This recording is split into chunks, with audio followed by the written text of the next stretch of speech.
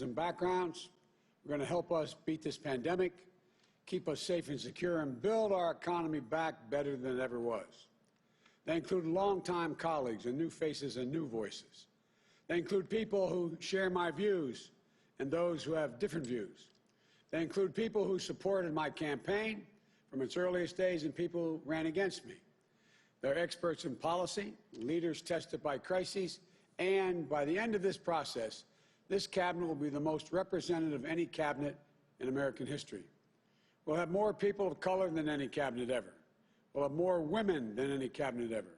We'll have a cabinet of barrier breakers, a cabinet of first. I know how proud presidents are when they're able to achieve a first in their cabinet. I remember when President Clinton named the first ever woman to be Secretary of State. I was there when President Obama named the first ever black Attorney General.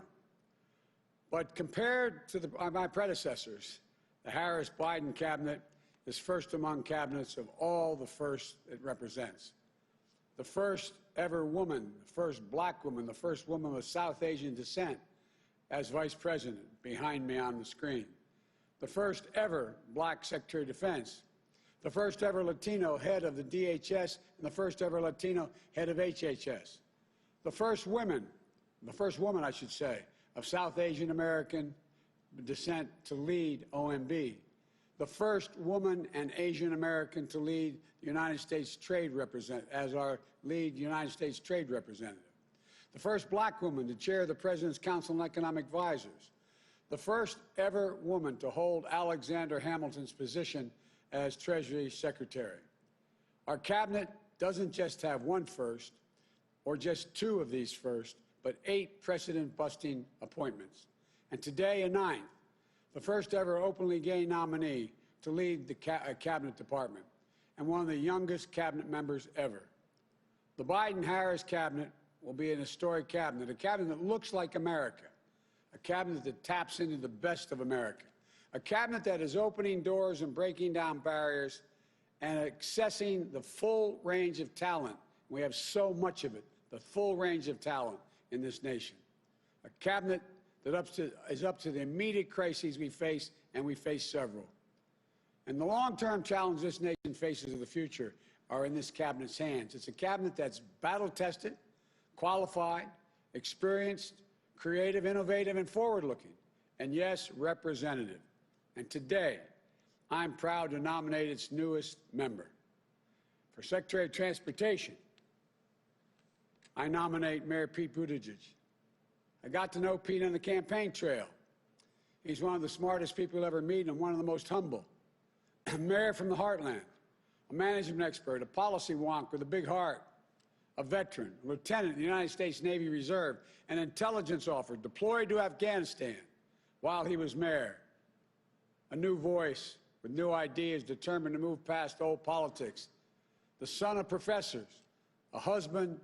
His husband is an educator, always a mark of good character, is the way I look at it. And by the way, Jill and I have always enjoyed seeing Pete and Chasten, I should say, together on the trail. Chasten has become a close friend of Jill's and mine. And what I admire about Pete is he's always clear about who he is, what he believes, and how he wants to bring people in, not exclude them. He's able to walk into any room, leave people inspired with his ability to describe an America that's best for us, all of us. An America that's hopeful, bold, creative, inclusive. An America that can do literally anything.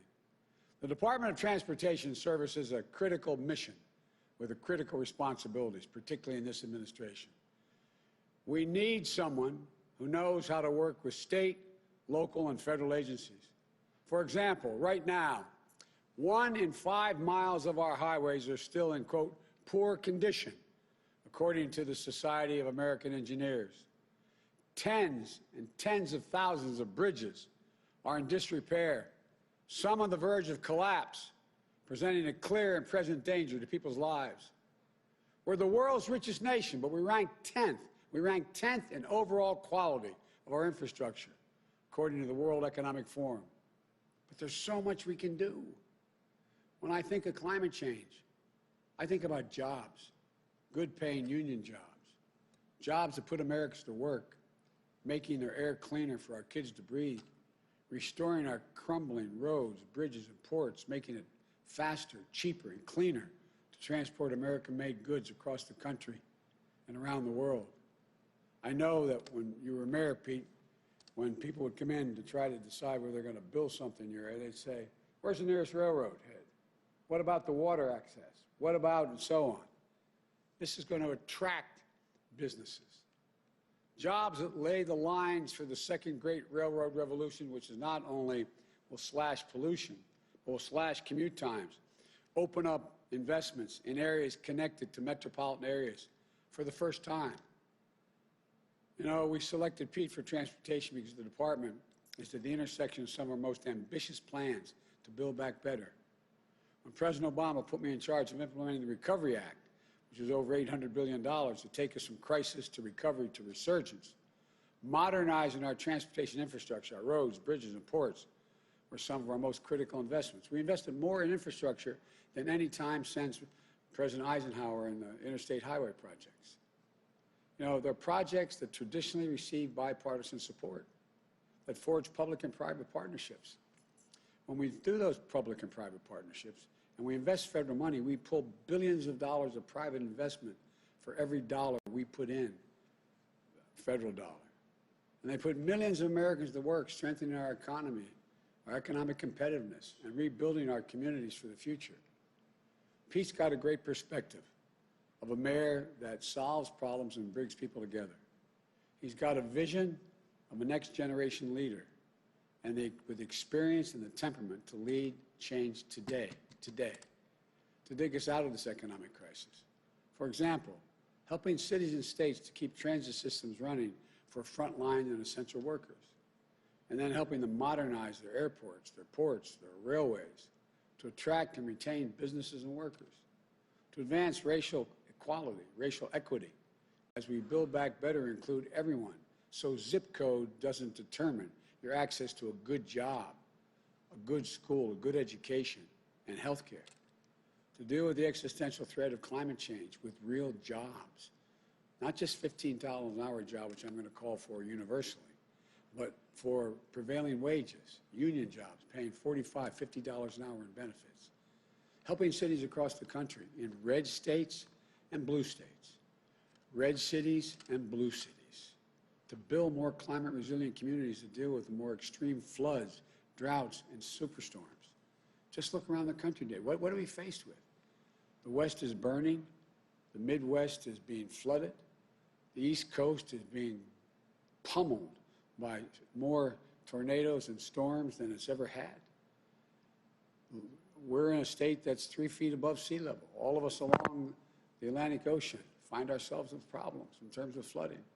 Look, working with states, businesses, and labor to install 500,000 charging stations for the next generation of clean vehicles, smart grid system, reducing energy consumption and ushering in a clean energy economy all across America. Some of you may remember I met with 5 leading CEOs in America and 5 leading unions in America. And the president of General Motors, after our conversation, our joint conversation, picked up the phone and called, I'm told, California, and said they're dropping their suit against California. They're all in on making sure that we're the first in the world to have switched to and be able to get to a carbon neutral economic way to power automobiles as a consequence of dealing with electric vehicles. We can own the electric vehicle market. It can put, with those 500,000 charging stations, if we can put 1 million jobs back in Detroit and in the Midwest, building cars. You know, Pete's can also carry out the department's duty to keep Americans safe on our roads and our highways and on our skies. Pete's going to help build back better with jobs and hope, with vision and execution. And I'm honored. I'm honored he's answering the call to serve his country once again. So please welcome the next Secretary of Transportation, Pete Buttigieg.